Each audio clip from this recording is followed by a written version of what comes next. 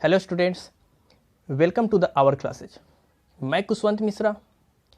आज से हम लोग क्लास 10th के फिजिक्स का बहुत ही इंपॉर्टेंट चैप्टर शुरू करने जा रहे हैं। ये चैप्टर एग्जाम व्यू से बहुत ही इंपॉर्टेंट है। इसमें हम लोग डिस्कस करेंगे एक थ्योरेटिकल पार्ट, दूसरा इसका न्यूमेरिकल्स। लाइट में हमें 3 पार्ट पढ़ना है, एक रिफ्लेक्शन ऑफ लाइट, दूसरा रिफ्रैक्शन ऑफ लाइट और तीसरा डिस्पर्सन ऑफ लाइट। तो इस तीनों को शुरू करने से पहले हम सबसे पहले बेसिक समझेंगे कि लाइट क्या होता है, लाइट का कुछ प्रॉपर्टी देखेंगे। उसके बाद रे क्या होता है, बीम ऑफ लाइट क्या होता है, सोर्स ऑफ लाइट क्या होते हैं, रिफ्लेक्शन और उसका कुछ लॉ। तो चलिए हम लोग सबसे पहले शुरू करते हैं light. Light is a form of energy that enable us to see things. Light एक ऐसा फॉर्म ऑफ एनर्जी है जो हमें किसी भी ऑब्जेक्ट को देखने में हेल्प करता है। बिना लाइट हम किसी भी ऑब्जेक्ट को नहीं देख सकते।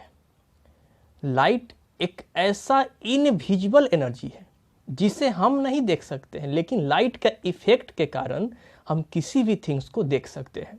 इसीलिए बोला जाता है लाइट एक वैसा इनविजिबल एनर्जी है जिसके इफेक्ट को हम लोग देखते हैं। जैसे कि इफेक्ट क्या हो गया, रिफ्लेक्शन, यानी लाइट रिफ्लेक्ट होकर हमारे आँख में आता है और आँख में इमेज बनता है। उस इमेज का सिग्नल हमारे ब्रेन में जाता है, जिसके कारण हम किसी भी ऑब्जेक्ट को क्या कर पाते हैं, देख पाते हैं। तो इसीलिए याद रखना है लाइट हमारे लिए बहुत ही इंपॉर्टेंट है डेली लाइफ में। इस लाइट का कुछ प्रॉपर्टी है, जैसे कि light is an electromagnetic wave. Light एक इलेक्ट्रोमैग्नेटिक वेव है, यानी एक वैसा वेव जो वैक्यूम में भी ट्रेवल करता है और साथ में मीडियम में भी ट्रेवल करता है, यानी a wave which travels in a vacuum as well as medium. उसको हम लोग क्या बोलते हैं, इलेक्ट्रोमैग्नेटिक वेव बोलते हैं। तो लाइट भी क्या है, जैसे सन से लाइट निकला और वहाँ से वैक्यूम से ट्रेवल करके हमारे एटमॉस्फेयर में आ रहा है। तो लाइट तो वैक्यूम से ट्रेवल किया, तो उसको हम लोग कौन सा वेव बोलेंगे, इलेक्ट्रोमैग्नेटिक वेव बोलेंगे। तो इसलिए हम लोग लाइट को किस में रखते हैं, इलेक्ट्रोमैग्नेटिक वेव में। दूसरा, it travels in a straight line. Light हमेशा स्ट्रेट लाइन में ट्रेवल करता है।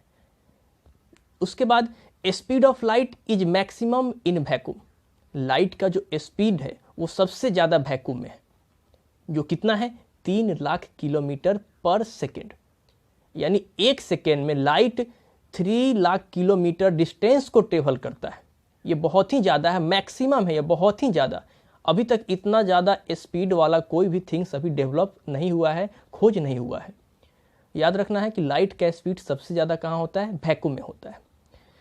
Light has dual nature, sometimes it behave like a particles and sometime behaves like a wave. Light जो है वो ड्यूल नेचर में रखा गया है। क्यों? कोई साइंटिस्ट को कहते हैं कि लाइट एक वेव के फॉर्म में है, तो कोई साइंटिस्ट बोलते हैं कि लाइट एक पार्टिकल के फॉर्म में है।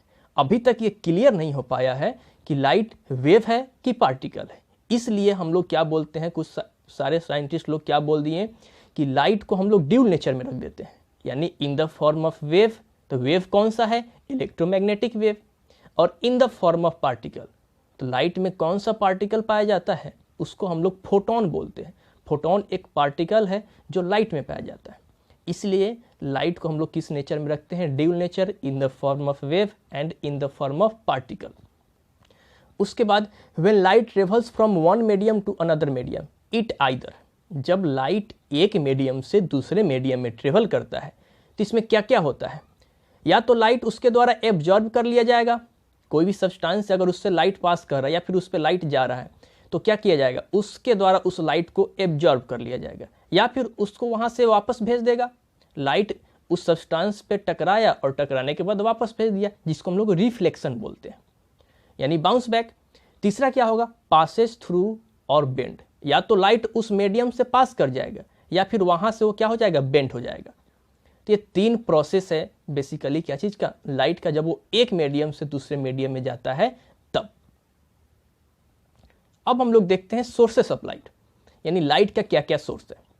यानी सोर्स कहने का मतलब क्या है कि जहां से लाइट इमिट करता है, प्रोड्यूस करता है, उसी को हम लोग क्या बोलते हैं, सोर्सेस ऑफ लाइट। दो भागों में हम लोग डिवाइड कर दिए हैं सोर्सेस ऑफ लाइट को। एक natural source, the natural source of light occurs naturally, यानी कि वैसा सोर्स ऑफ लाइट जो हमारे नेचर में ऑलरेडी है, हमारे नेचर में अकर करता है, उसे हम लोग क्या बोलते हैं, नेचुरल सोर्स बोलते हैं। जैसे सन हो गया, स्टार्स हो गया, फायरफ्लाई। फायरफ्लाई मतलब कि जुगनू जो रात में क्या होता है, चमकते रहता है, जिसको हम लोग जुगनू बोलते हैं।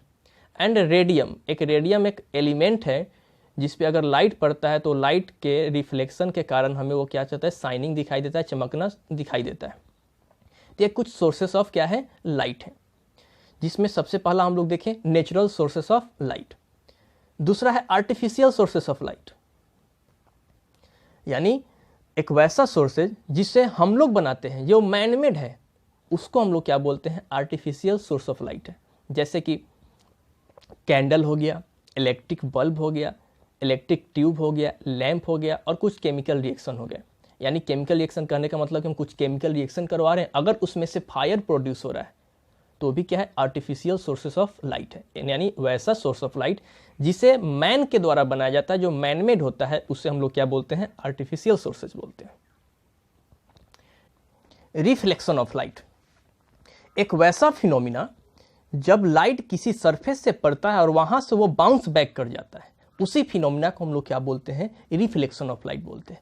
यानी reflection of light is the phenomena of bouncing back of light in the same medium on striking the surface of any object. यानी एक वैसा प्रोसेस, एक वैसा फिनोमिना जब लाइट किसी सरफेस पे स्ट्राइक करता है तो वहां से वो बाउंस बैक कर जाता है, उसी को हम लोग क्या बोलते हैं, रिफ्लेक्शन ऑफ लाइट बोलते हैं। जैसे कि अगर इस डायग्राम में देख रहे हैं तो ये सोर्स ऑफ ऑब्जेक्ट से कोई लाइट आया और ये आकर इस मिरर पे टकराया, और टकराने के बाद यहां से ये बाउंस बैक कर गया। इसी प्रोसेस को हम लोग क्या बोलते हैं, रिफ्लेक्शन ऑफ लाइट बोलते हैं। और जो सरफेस लेते हैं हम लोग, उस सरफेस को हम लोग रिफ्लेक्टर बोलते हैं। यानी जिस सरफेस से वो बाउंस बैक करता है, उस सरफेस को हम लोग रिफ्लेक्टर बोलते हैं। इंसिडेंट रे, कुछ रिफ्लेक्शन से रिलेटेड कुछ टर्म है जिसको हम लोग डिस्कस करेंगे। जैसे इंसिडेंट रे, वैसा रे जो सोर्स ऑफ ऑब्जेक्ट से फॉल करता है सरफेस पे, मिरर पे, उस रे को हम लोग क्या बोलते हैं, इंसिडेंट रे बोलते हैं। यानी द रे which falls on the surface of mirror, उसको हम लोग क्या बोलते हैं, इंसिडेंट रे बोलते हैं। और जिस पॉइंट पे वो आकर फॉल करता है, उस पॉइंट को हम लोग बोलते हैं पॉइंट ऑफ इंसिडेंस। यानी the point at the surface of mirror which the incident ray falls, यानी कि वैसा पॉइंट मिरर पे जहां पे इंसिडेंट रे आकर क्या करता है, फॉल करता है, उसी को हम लोग क्या बोलते हैं, पॉइंट ऑफ इंसिडेंस बोलते हैं। Angle of incidence, the angle of incidence may be defined as the angle which is made by incident ray with normal at the point of incidence is called angle of incidence। यानी कि वैसा angle जो normal और incident ray के बीच में बन रहा है, उसको हम लोग क्या बोलते हैं, एंगल ऑफ इंसिडेंस। उसको हम लोग आई से इंडिकेट करते हैं, क्या चीज से, स्मॉल आई से। Angle of reflection, the angle of reflection may be defined as the angle which is made by the reflected ray with normal at the point of incidence। यानी नॉर्मल और reflected ray के बीच का angle, यानी ये वाला angle क्या कहलाता है, एंगल ऑफ इंसिडेंस कहलाता है। इस एंगल ऑफ इंसिडेंस को हम स्मॉल आर से इंडिकेट करते हैं, क्या चीज से, स्मॉल आर से इंडिकेट करते हैं। टाइप्स ऑफ रिफ्लेक्शन, हम लोग रिफ्लेक्शन का दो टाइप देखेंगे, एक रेगुलर रिफ्लेक्शन, दूसरा इरेगुलर रिफ्लेक्शन। रेगुलर रिफ्लेक्शन क्या होता है, when the reflecting surface is smooth and well polished, the parallel rays falling on it are reflected parallel to one another, the reflected rays goes in one particular direction. यानी कि जब किसी भी smooth surface पे जब बहुत सारा parallel ray incident करता है, यानी स्ट्राइक करता है, तो स्ट्राइक करने के बाद जब उसका रिफ्लेक्टेड होता है, तो जो रिफ्लेक्शन का जो रे है, यानी रिफ्लेक्टेड रे, वो एक पार्टिकुलर डायरेक्शन में रिफ्लेक्ट करता है, उसी को हम लोग क्या बोलते हैं, रेगुलर रिफ्लेक्शन बोलते हैं। यानी बहुत सारा रे आकर स्मूथ सरफेस पे, पॉलिश सरफेस पे इंसिडेंट किया, स्ट्राइक किया, और वहां से जो रिफ्लेक्ट करेगा वो सारा रे एक दूसरे के पैरेलल रिफ्लेक्ट करेगा इन पार्टिकुलर डायरेक्शन, उसको हम लोग क्या बोलते हैं, रेगुलर रिफ्लेक्शन या फिर स्पेकुलर रिफ्लेक्शन बोलते हैं।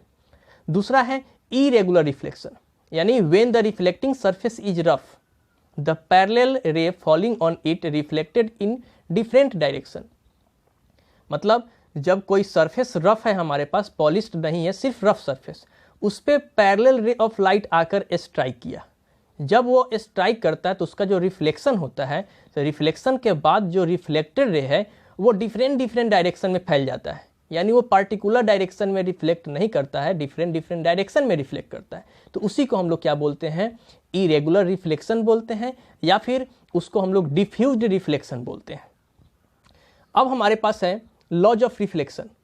लॉज ऑफ रिफ्लेक्शन में क्या है, दो तरह के हम लोग लॉज देखेंगे रिफ्लेक्शन का, हम लोग दो तरह का लॉज देखेंगे, जिसमें सबसे पहला है the angle of incidence is always equal to angle of reflection, यानी जो एंगल ऑफ इंसिडेंस होता है वो हमेशा इक्वल होता है एंगल ऑफ रिफ्लेक्शन, मतलब angle I equal to angle R, जो हम देख रहे हैं वहां पे कि एंगल आई इक्वल टू क्या चीज, एंगल आर। ये पहला लॉ है कि हमेशा क्या चीज, angle of incidence is always equal to angle of reflection. दूसरा लॉ हमारे पास है incident ray and normal and reflected रे, यानी तीनों रे, कौन कौन, incident ray, normal and reflected ray, all lies on the same plane at the point of incidence, यानी ये तीनों रे, इंसिडेंट, नॉर्मल एंड रिफ्लेक्टेड, तीनों रे एक ही मिरर पे लाइक कर रहा है, और तीनों कहां पे लाइक कर रहा है, at the point of incidence.